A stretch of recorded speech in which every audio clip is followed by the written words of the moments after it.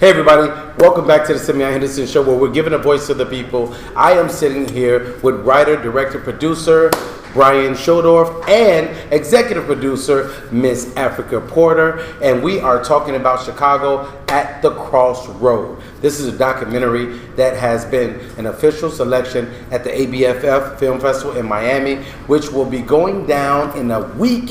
And we're talking about a festival where there's thousands of people, all types of celebrities, beginners, veterans, new filmmakers, old filmmakers, whatever have you, they are there. And we're talking about something that's really pivotal in the city of Chicago, and something that really needs to be addressed more frequently. And we have to support Chicago at the Crossroad because it's given a voice to the people that are actually in the streets and that are living this life. So we need to connect to them to try to get an understanding so we can help change the tide, right? So what I want to ask is, how would you describe the Crossroad that the city of Chicago is currently sitting at? So we know when we talk about Crossroad, we know what we're talking about. We're talking about the violence and things going on in Chicago. What's going on? Well, first of all, I think we're at a point in this city where either we are, as citizens, as our political institutions, as our corporations down here, as we sit in downtown Chicago, one of the largest economies in the world. It is. Yeah. The city of Chicago is the 10th largest economic engine. Now, once we start to really look at that and ask ourselves, are we satisfied with the situation we're in when it comes to violence among our people? How can you be? If you don't live in those neighborhoods, fine, you don't see it every day, but it still does affect you one way or another. So when we talk about solutions, people say, oh, that sounds expensive. But what about the economic costs of the thousands of headlines in the news media, coast to coast, all over the world, that have a negative implication on Chicago? The tourism dollar plummets. Yes. People and businesses wanting to relocate to Chicago, you lose that. Right. And we're losing population. Oh yeah. Because it's so dangerous. And it's not just all the people who are moving, but it's people who are dying as well. Absolutely. So, man, that is so deep, because you're talking about a culture that's affecting change in a negative way.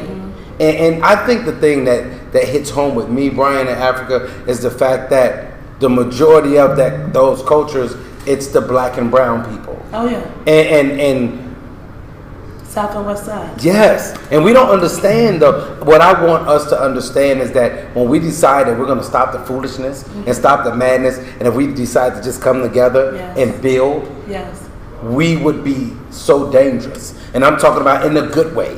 You know, we can build, we can be more economically sound, we can prosper more as a culture, as a community, and as a people. So what do you think about that? Well, I like to think most of what I post and share is my hashtag is we are our own solution. So, you know, the conversation keeps happening and people are pointing the finger a lot. Yes. And it's always about what are you not doing? The late Philip Jackson from the Black Star Project asked the question, are we asking schools to do what schools cannot do? I like to pose that same question. Are we asking Chicago to do what Chicago can't do? I think it's a situation where we all can pour in.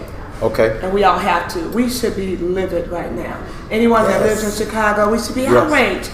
You know, especially parents, you know what I mean? Educators, community citizens. When your child leaves the house, no parent out there can't tell me they're not concerned. Yes. You understand me? My own children, you know what I mean? They have to text me when they get where they're going. Yes, all the time. You have to text, you have to real call. Where we live. But this is the difference. Where'd you grow up? Kansas, Wichita. Wichita, Kansas. Was it a high violent crime area? we may have thought it was as kids, like in inner city. You think it might be. This is the hood over here. This is right. where the nice houses are. But every city's segregated, kind of in the same way. But there wasn't that violence. Not. I mean, right? You might have shootings, but never. Yeah. Well, people out there hunting deer and stuff like that. No, I'm joking. If you look at New York and Los Angeles murder rates, they got theirs under control. I mean, in 2016 and 2017, we had more than both of them combined. Yes. And this is my point behind that, and this is where I was getting to.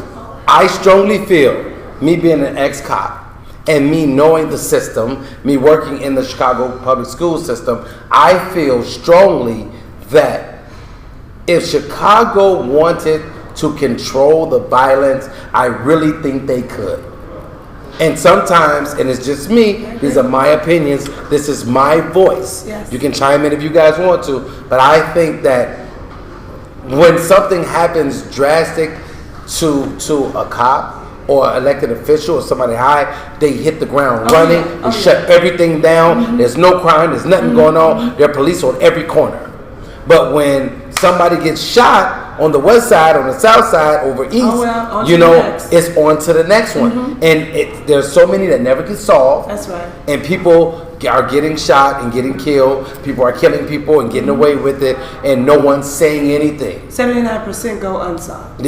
So that means that our communities are not banding together, and their voice is not being effective to effect change. And it also means that the person that pulls the trigger that kills someone else, that mindset that the person is going to do it the next time, they know they're going to get off. So the value of life is not there. It's not there. It's become a game, It's ridiculous. I catch the guys once in a while that we were filming with say, it's not about how many points you have. So it's almost like it's so common that if you shoot somebody, that in those circles, it's, I got 8 points. Oh, you shot. Oh, wow. I mean, it's the amount of, and those are just the murder clearance rate is only 79%. Right. The shooting clearance rate, last Labor Day, there were 72 shootings. The only person who was arrested was a white guy in Logan Square that shot somebody. And I don't know if the crimes over the course of a month or two or three, some of them probably were solved. Some guys were probably arrested. But that number is shocking. That's an insane number. You know what somebody else told me is that the detective's office is on the north side. I know that. You're talking about over on Western, right? You're talking about the one on Western, right? Yeah. So that's only one though. Okay. That's only one. So you have areas. Yeah. You have different areas. So my uncle, I have a lot of family that were on a job or retired. My uncle was actually. That's Belmont and Western. There's that area. Then there's the area on 51st. Yeah. Okay, so right? there are multiple. The second district, yes, where a lot of Africa cousins used to go. And you see, she knew it. She like second district. No, and then I used to work in the 21st district, which was the Ickies and on State Street and on the low end and Hyde Park, which is right behind Dunbar, 29th and Prairie. So now you have all of these different on Giles. I live on 31st. That's right there. It was right over. It's still there. They just haven't torn it down yet. Yeah. But you have all of these different areas, and if you pay attention, and this is what eats me up. How can it be that you can be on this side of the street? There's no crime. That's right. People are out walking their dogs, and you can go across the street and get mugged. Come on. But listen to this. Listen to how crazy our people are. We'll go on our side of the street and rob and mug people, but won't cross the street and touch the people over here. And that was a topic. What kind of mindset is that? That was a topic of your new film. Absolutely. Yes. Yeah. Black and Privilege. Yeah. Absolutely. Yes. Right. In Inglewood. Yeah. What is that mindset, Because it people? tells you the value of a people. Man. The value of hurting someone that doesn't look like you is a higher stake. You hurt your own brother, your sister, nothing happens. That I can never understand that. I think it's just desensitized. Everybody's desensitized. Now, what's your opinion? Or trained. Yeah. No. It's a condition. No, it's a condition. It's absolutely. Yes. What would your thoughts be on the girl that last weekend that was shot who was holding her baby?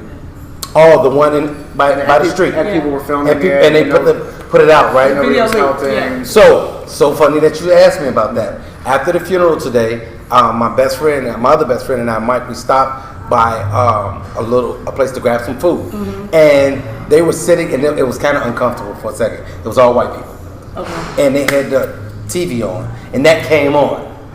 And so they started talking about it. But it was kind of cool because they were thinking like we were thinking. First of all, who would leak that video for people to see it? Yeah. That's just ignorant, and that just makes You no also see sense. the people running away that did. Yes. And then another thing is, why is this always happening? And why every time it happens, and it's people that look like you and me, and then we have to almost justify who we are because the people see that. Absolutely. They see that, and then they'll look at you, and they'll a lot of times they'll judge you based off what people are doing. So with all of that negative media, back to what you said about, you think the city of Chicago can significantly reduce violence. Why do they put up with these images that are being, and put up, sure, nobody wants to see anybody hurt or die. And these politicians here who are running Chicago, they're human too. Yeah. But why is more not done? And there are a lot of speculations, Brian, and we can say what we think, and we can say how we feel, but at the end of the day, who really knows? Like, who knows what's behind the wall?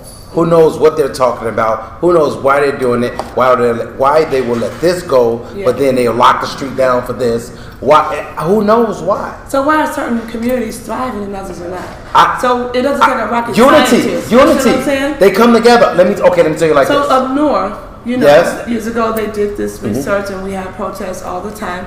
Schools in Fiddlesworth, it's 17,000 per pupil. Versus at Bingo High School is almost 700. Yes. So it's not equal to funding. You understand? So it's imbalanced. So we know that it's not going to be the same. And you have the same Chicago Public Schools. Example, one of the schools that I work at, Ogden International. Oh yeah. Right. They have computers, books. Smart boards. They have desks and chairs that were flown in from Germany. Smart board, everything. And then the same public school that I worked at before, I go to every year to speak at their graduation, William Penn, on 16th and Christiana. They don't have enough books. They don't have enough this, that, and it's a Chicago public school. Here's the difference. Those parents. The parents on the north side, they're all over the school and the school system about their kids. They're constantly up there. They're constantly voicing their opinion. I did something I never done before. All the years I worked for Chicago Public Schools, I joined the LSC. I was voted in. And I got to see firsthand what goes on behind the scenes.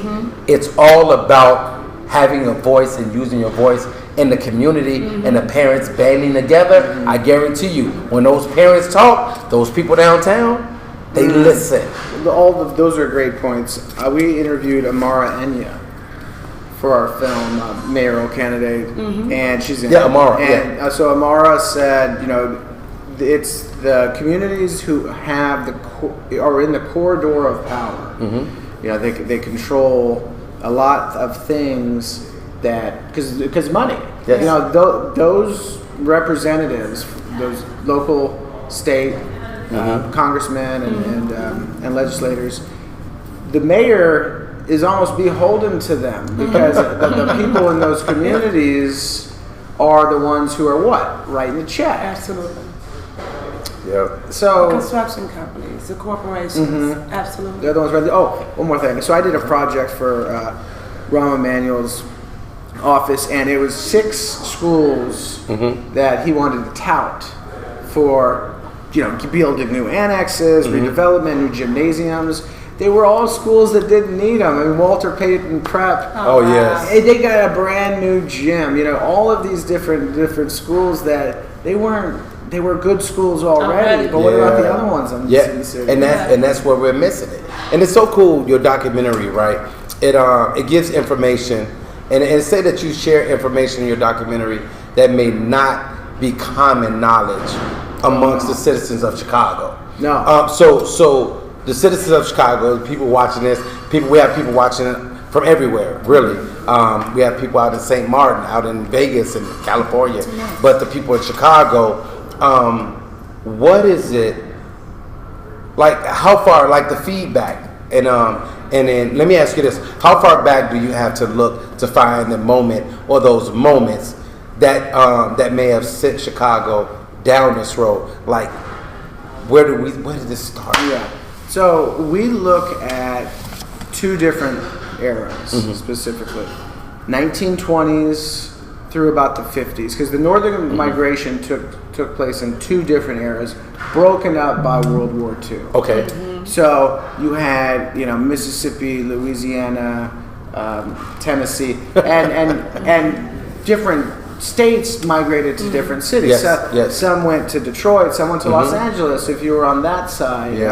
Some went to Baltimore, D.C., and some came to Chicago. Primarily Mississippi and Tennessee, I believe. Right. So that was broken up by World War II. So that first population was the slums on the south side. Okay. So dilapidated housing, but there was all restrictive covenants. Yeah. So 22nd Street to 35th Street, and then it just kept going south till about 63rd Street. Now, after World War II, they had to figure out something to do because the people kept coming. Now, the first set, and all of this stuff is from Timuel Black. Okay. This is all from Timuel Black, right from his mouth. So the first set of migration from the northern migration were city people, from Memphis, who are coming to look for the manufacturing jobs and the steel mills and the stockyards. Now the second group of migrants, because they invented manufacturing machines for farms. Yes.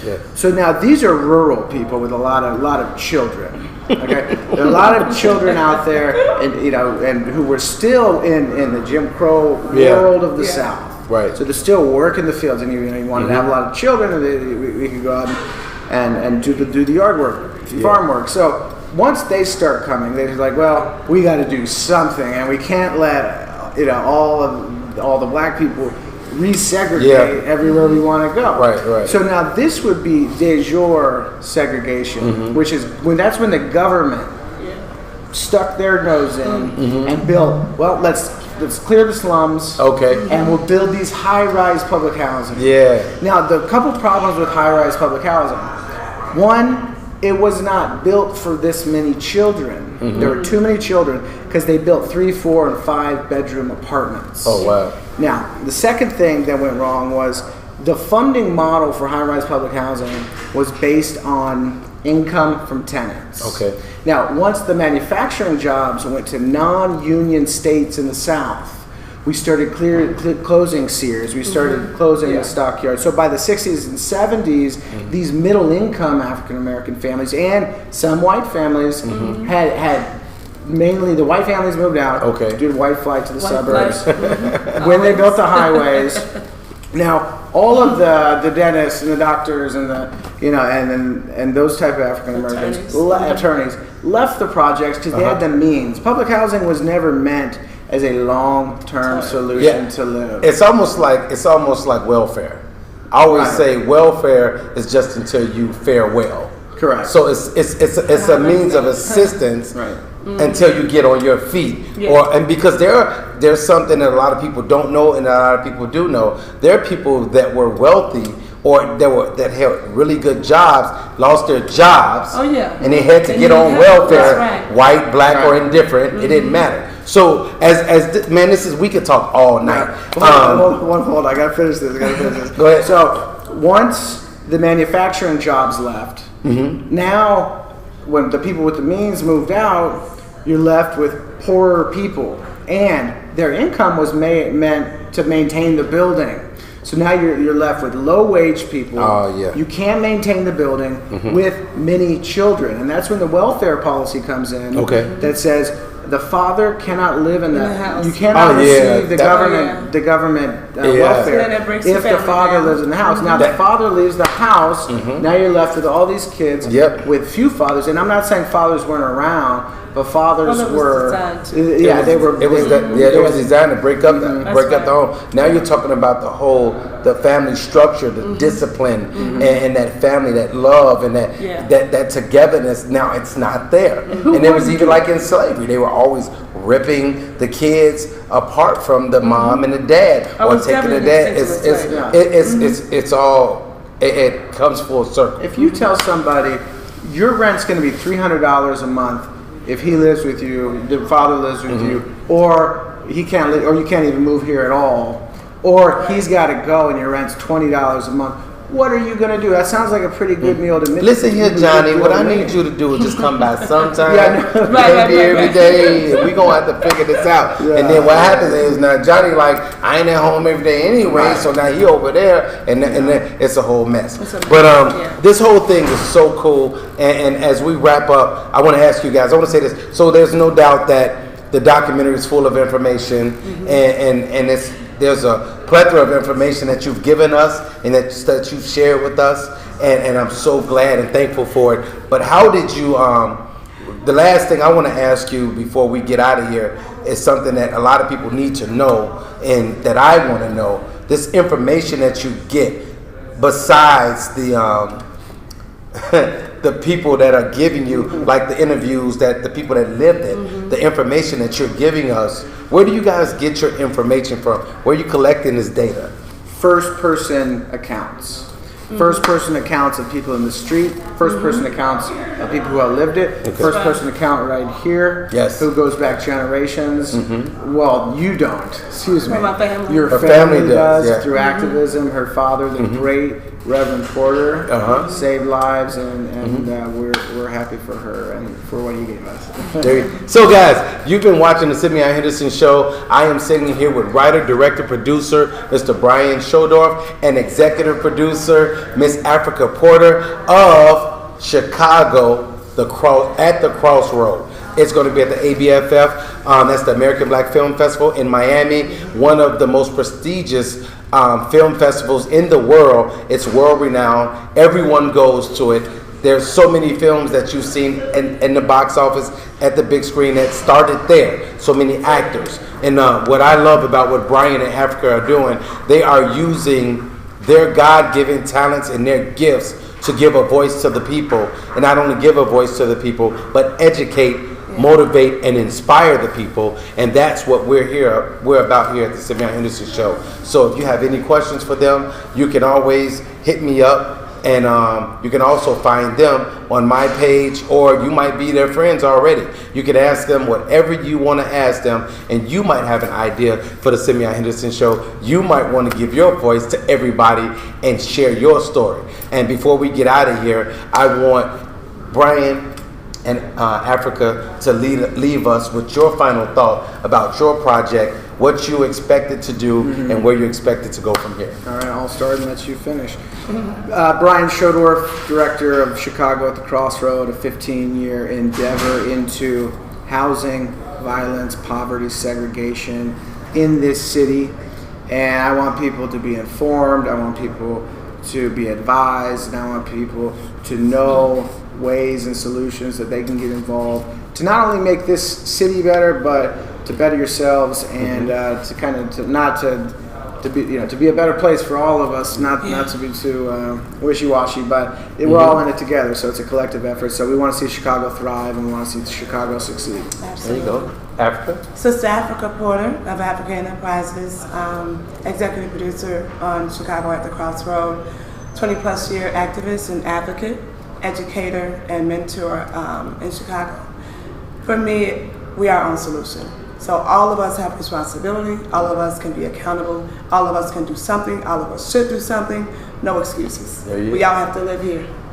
There you go. And I'm Simeon Henderson, and I am giving a voice to the people. Big shout out to my executive producer, Jamani Anamdi, out in Miami, Florida. My producer right here, Mr. Jose Perez. I want to give a big shout out to my big cousin, Tyrone Wyman at Ben's Barbecue, located out west on North Avenue. Some of the best barbecue you'll ever have. My man, Torre, over at Sip and Savor. These are people that have been supporting my show and helping me. My brother Mark Harris, and I want to give a big shout out to Miss Georgette and her partner with the clothing line, Humble Human. And we have to stay humble, everybody. No matter what it is that you desire to do in life, no matter how big you get, no matter how far you go, no matter how hard the road, you have to be symbolic. That's simply being your best, because being deeply rooted stimulates growth. I thank you guys so much. Like I always say, Philippians 4:13, I know that I can do all things through Christ who strengthens me. What strengthens you? What gives you your strength? Where do you come from? What pushes you and drives you to be your best? Thank you so much for tuning in to the Simeon Henderson Show. And don't forget to support the awesome documentary that's been selected to the ABFF Film Festival and is sure to win a number of awards. Chicago at the Crossroads, written and directed and produced by Brian Schodorf and executive produced by Afrika Porter. And I have to give a big shout out to my dear friend Miss Alisna Inez. Thank you so much for bringing these people to me and always supporting the show and everything we do. Remember, my job and my goal is to educate, to inspire, and motivate you to be your best. I'll see you next time. Peace.